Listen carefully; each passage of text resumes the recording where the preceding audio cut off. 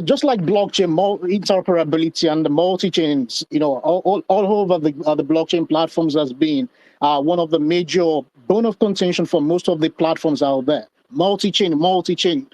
For a layman to really understand why multi-chain or interoperability is a key to blockchain making it full or mainstream for any of those software projects to be easily deployed.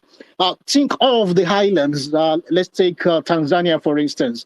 Now, let's say we have a Tanzanite on Tanzania. In Tanzania, we have gold in Zanzibar. Then how can these two independent islands or blockchains communicate and transact easily? So we have the likes of Bitcoin, we have Ethereum, we have Solana, each and every one of them having, great treasures, great assets, digital assets logged on them. But then transacting between one island or one blockchain to the other is quite difficult. ICP Chain Fusion uses decentralized bi-directional communication and the ability of the smart contract to sign and submit transactions to other chain, which makes all these transactions fully on-chain without having to use intermediaries. It also enhances the performance and security and the autonomy of decentralized applications by providing Web2-like user experience.